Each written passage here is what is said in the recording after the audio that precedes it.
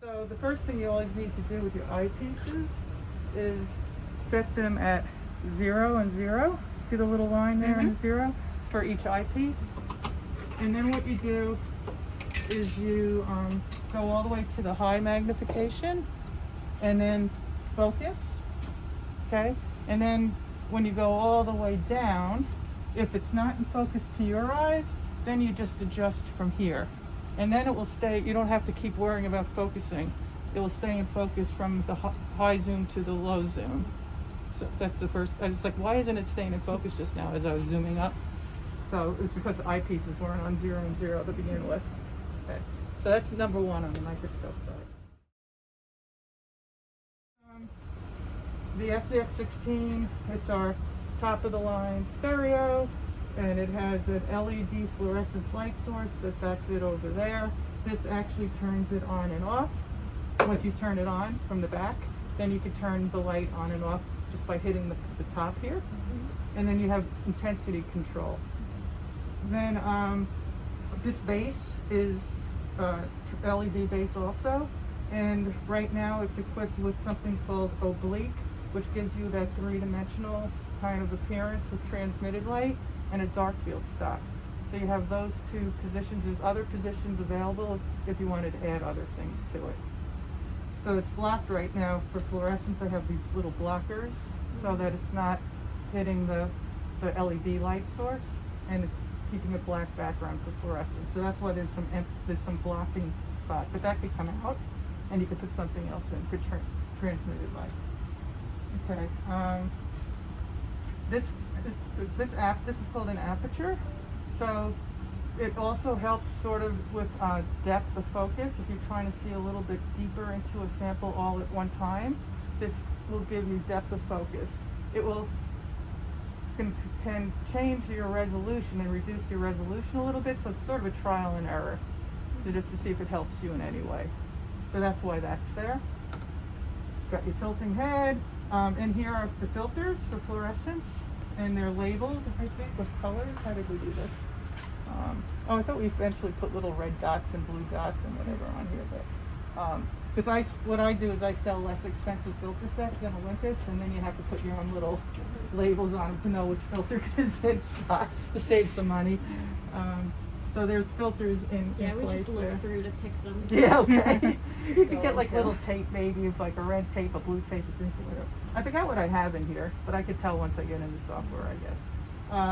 Camera, and your light for when you're trying to look at solid things. That's your light back there to come down. So right now we just have your transmitted light slide on here. So the software is CellSense standard. All right, so this is the first screen that you see when it comes up.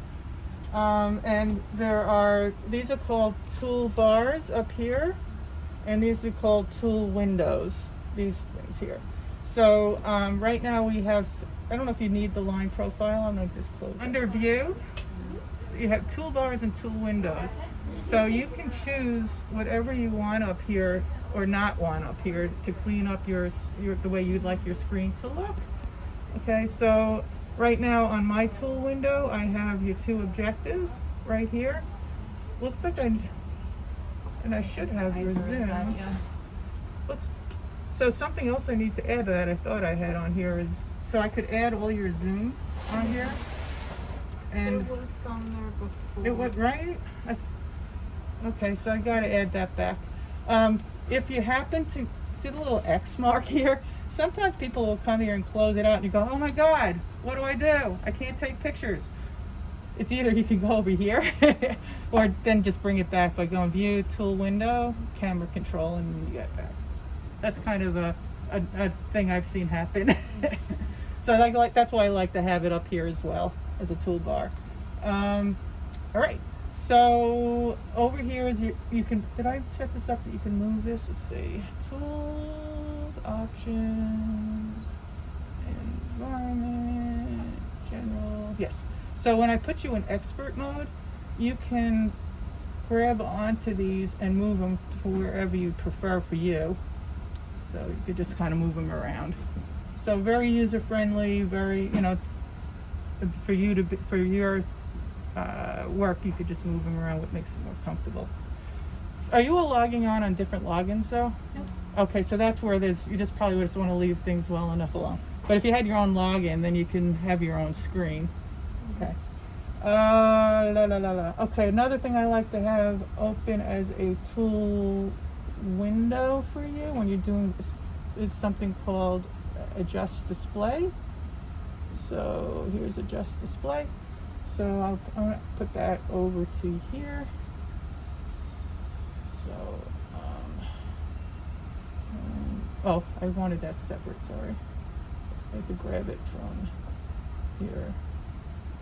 I don't want both of them. Here, put this back over here, and then put this one over here. So this allows you, when your image is up, to adjust the histogram to your liking. So I like, that's nice to have up on the screen too. All right, and then you just kind of grab onto these to make them bigger so you'd see them. Does that make sense? Mm-hmm. Okay, so let's go over camera control just to start out. So you have a choice of manual or automatic exposure. So automatic is going to look for what it thinks the exposure time should be for your image. Manual gives you the ability to adjust the exposure time to your liking. So I'm going to start out right now just with automatic. And then over here, this exposure compensation, if you don't like it and would like it brighter or darker, you can either come over here and adjust display, or come over here and you choose minus or positive, and it's going to make it darker or brighter from there. All right. Then this is your live preview resolution. That's the chip size. And you usually, for most applications, that's fine. If you have a really, really, really, really dim fluorescence sample, you might want to choose one of these other binning options or a smaller, so that you can get the exposure time down a little bit to be able to see it. So, but in general, you probably don't need to touch this. This camera is very sensitive. And then over here is all the different resolutions you could save your image at. So you have up to 20 megapixels with this camera. So that's where you choose. So right now we're just going to leave it at this one. Okay, this is for fluorescence, and there's a trial and error thing where it does an image averaging. If your fluorescence again is very dim, it will take a couple of images and make one. So it's trial and error to how many passes you put it through to see what will work for you. Here you could write a little note about your sample. Okay, and then over here we just leave that as normal, and these allow you to change the contrast in kind of jumps. Very contrasty, medium contrasty, light contrast. So I usually keep it in the middle to start out with. And as you can see on the screen here, any of your last images are always showing up here that you can have easy access to. If you hit the little question mark in any tool window, it will bring up everything about it to learn. If you're trying to understand how to use it, it brings it right up, and then you could find out what to do in that tool window. So just have to hit that question mark there, and it brings up everything like right there. Okay. So you can learn everything about this tool window by any of the questions. So whatever tool window you have, just hit the question mark. Okay, so let's just start live here. And there's your image. And then this, I don't know if this sample, I could almost see it might do something. So you push this in and you turn this. So see how you can get different contrast and detail by using this. So if you look in here, you can see that it's moving a wheel back, and it's moving a mirror basically back and forth to get different effects. So that's what that's for. Mm-hmm. Okay. All right. Then over here is something called white balance, and this usually would have something white here to do, but I'm just going to make believe that this is, which it probably is, basically white. So you come over here, and then you just kind of draw a little spot in the white area just to say that that's what white is, so that your color will be close to what you're really expecting. That makes sense? Mm-hmm. Okay. All right, so it's all the way zoomed up. And see, this box here is using that, this is called spot 30, is using that area to determine what the exposure time should be. That's what this box is. So that's this spot 30%. So there's 1%. If I went to here, it should get, like over here, it should probably get brighter because it's going to a dark area. So see how it changes as I move it around? Okay. So typically it's on 30, but that's what that's all about. And this doesn't, and you can move it to wherever you want on the screen, but 30%. Okay, so there's 30. There's, oh, it's looking at 30% of the chip. Okay. And it's saying, okay, that should be this exposure time. So this goes away when you go to manual, and then there's a full image where it does the whole chip. So you have those options. I usually just leave it on 30%. That box doesn't show up on your picture. I see all this vibration. Yeah, there's a lot of vibration in here. Okay. Yep. So there's like a granite platform we could put this on that helps absorb some of it. I don't know if it will do all of it, but it will help. Next 3D printer is on one of Okay. those. It's- It works pretty well. Yeah, it does it. Keep Yeah. it stable. Yeah. All right. So then you have your fine focus over here and whatever. So looks good to me. So then you would just go snapshot, and now you have an image that isn't saved yet, right? So there's many things you could do, but usually you just do file save as and save it to wherever you want. Is that good? Okay. Now scale. See how there's a scale bar on here? I need to put this. When it's smooth like this, you can't really tell exactly where you are on your zoom for putting the proper measurement. There's a little thing over here where I lock it, and it goes click, click, click, click, click. So when it's on the click stop mode, then I could have all your zooms up there too, and then you just say, I'm using the 0.8 and I'm using this zoom, and you'll get the correct scale bar. Okay. Yeah, I'm actually using that a lot, but Yeah, so that's how you don't get, so it's not going to be right unless you tell it I'm on 6.3 and I'm using Yeah. whatever. So there should be a little Allen wrench here. Yep. Ta-da! Magic Allen wrench. So some people like the smooth feel, but if you have it, then you can't really truly have the right scale bar on there. So then you come over here and you lock it. So now it goes click, click, click, click. Okay, I'm going to leave it on the click, click, click, and I'm going to add all of these so that you could put the proper measure, do all the proper measurement. and if you want to change it back to smooth again, just You just turn it this way. See the little? yeah. Yeah. Okay. And this is hiding in the pillar. This is a pillar back here, and it's hiding back Okay. here. Cool. Thank you. Alrighty then. Okay, so any questions so far? Okay, so this histogram, if I go back to live, you could use this histogram too to adjust your image. So you could just grab onto these, and if you find that you know exactly what your settings should be, you could just type them in. Like if you're taking some things over and over and want to use the same thing, just you could type that in, or you could bring back your settings. So I could show you how to do that. Okay. So say we went to this picture here and we go, we'd like to use the exact same settings. If you right click on the image, go to properties, you have all your stuff about this image right here, and then over here is, where is it? Oh, because I have live, you have to have live closed. I always forget about that. Let me go back, sorry. Close out live. You can't do this when it's live's open, you have to have live. So then you come over here and you see it says reload acquisition settings. So then you can do the same thing over and over and over again each time. So you just bring up an image that you did already, go reload acquisition settings, and it will put the information in for you to do the same thing each time. All right. There's also this auto contrast. Let's go back to live again. If you hit this auto contrast, it just decides what it thinks it should be. But I kind of like keeping it on fixed and doing my own thing. But that's what auto contrast is. All good? Yeah? Okay. Alrighty. So what else do I want to tell you? All right, so then following up on the camera control tool window, there's a few little icons up here. So this is if you're doing fluorescence, and I don't really like it, so I would not do the black balance on fluorescence. Sometimes it does some funky things, so I usually avoid that black balance button. Here's an actual focus indicator button. So see this box? You could shrink it down and say, like, I'm trying to focus on this area, and now see the little bar up here? I'm going to defocus it a bit. See how it's blue and red. So the goal is to get it to be all blue. And then in theory, it's supposed to be then totally in focus. It's not letting me get complete blue, but Because it's shaking. yeah, because it's shaking, but that's what that is.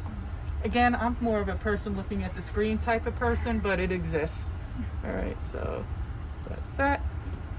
This is the line profile that was up here. So in fluorescence, it might be useful. Some people like to see, and there's a bar here. See this bar?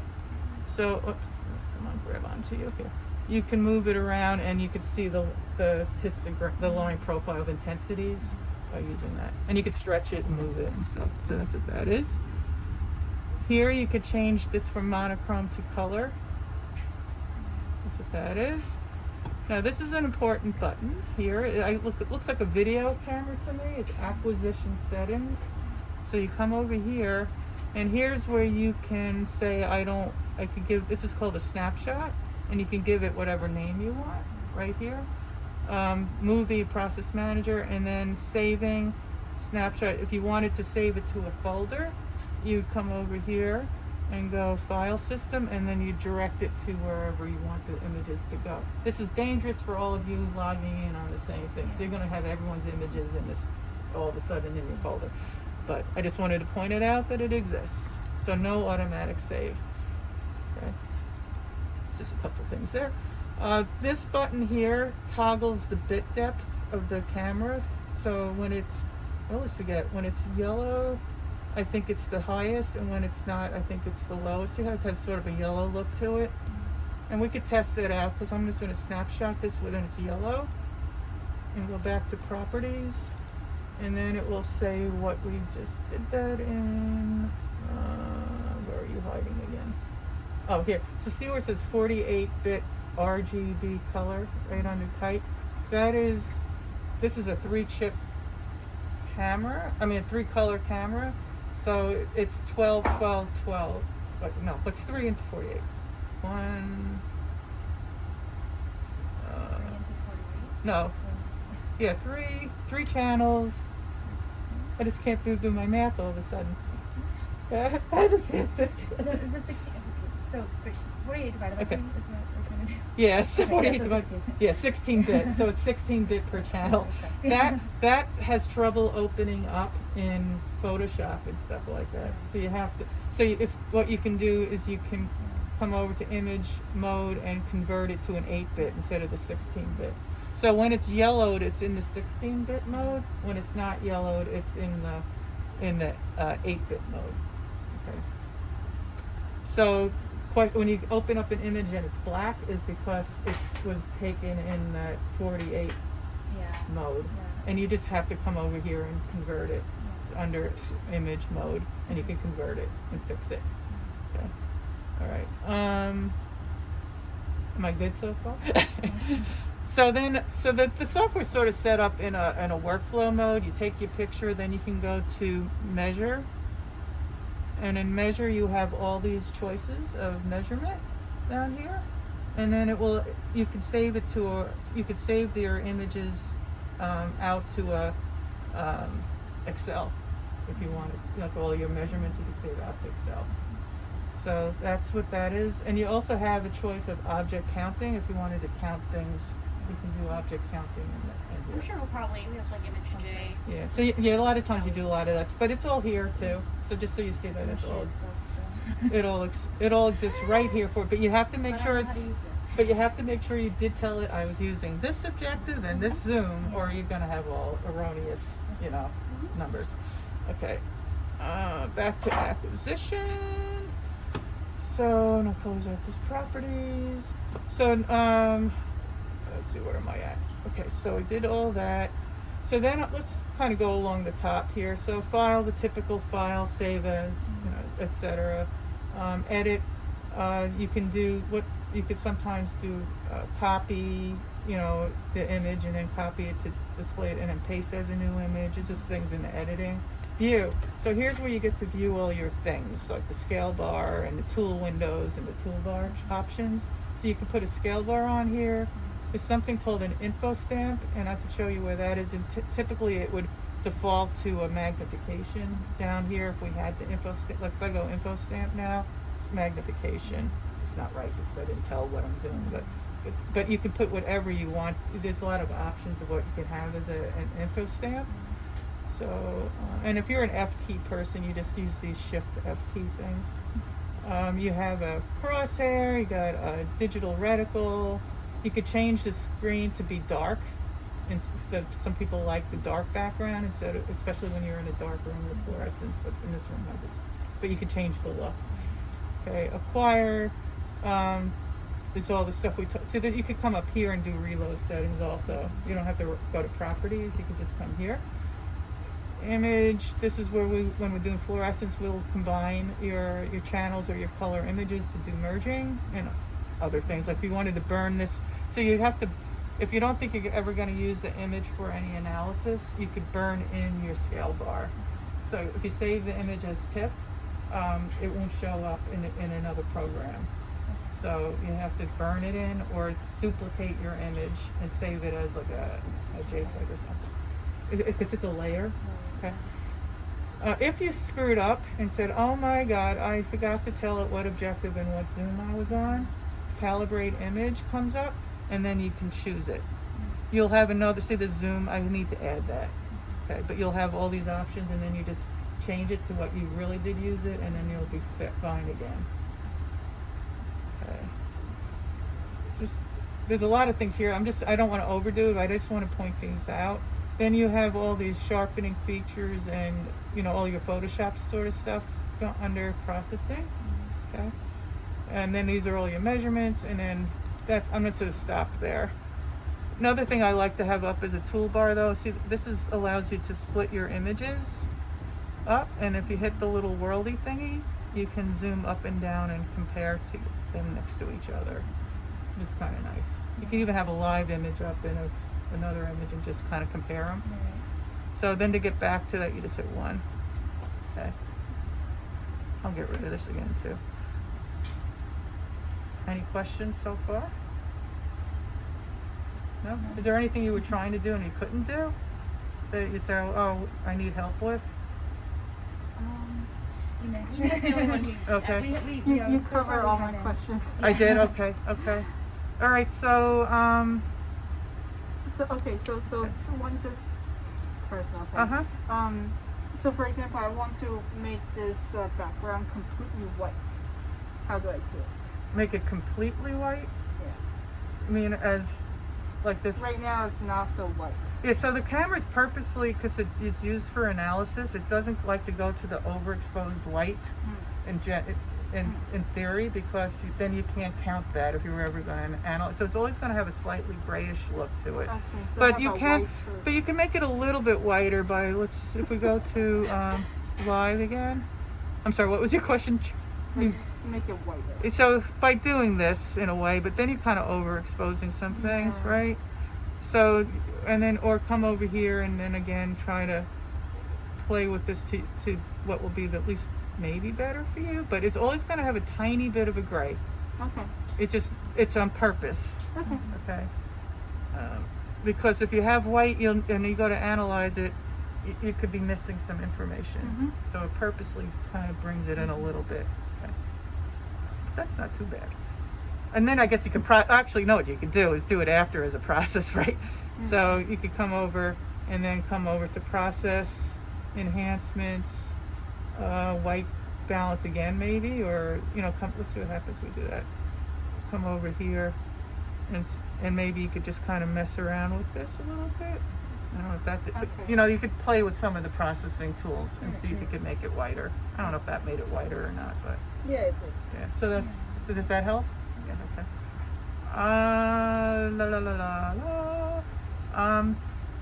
Yeah. So then when you're in fluorescence, you're probably going to want to be in the manual mode most of the time, and adjust and then this button here, super fluorescence. That's what SFL means. It's sometimes nice to actually start out in automatic super fluorescence, and it's going to find your exposure time for you, at least find something, and if you're not happy with it, then go to manual and tweak it. So that's what SFL means. And then you could lock your then you could slow down or even lock your exposure if you always want to use the same exposure time, so you could lock that down. And you could crop out images too. That's what this is, but since I'm not on live right now, but this would be active, and it'll bring up a box that you could crop out if you don't need the entire thing. So let's just go back to live. And now you could see this, and then it's just going to take that area. And you could, obviously make it bigger or smaller. And you just save it as that. Yeah, so if I snap that, it's just going to get that area. So let's snapshot and see it's just that. And of course now it's a little area, so it's going to be, it's starting with a smaller image when you're zooming up and down on it.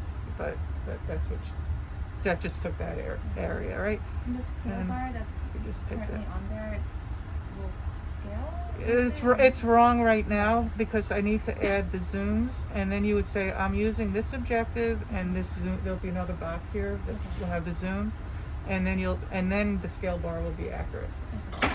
And no matter if you crop it and save it. Yeah, it actually stays with it. Exactly. Yeah, you're right. Yeah, and what's nice, they also put the measurement along the sides here too.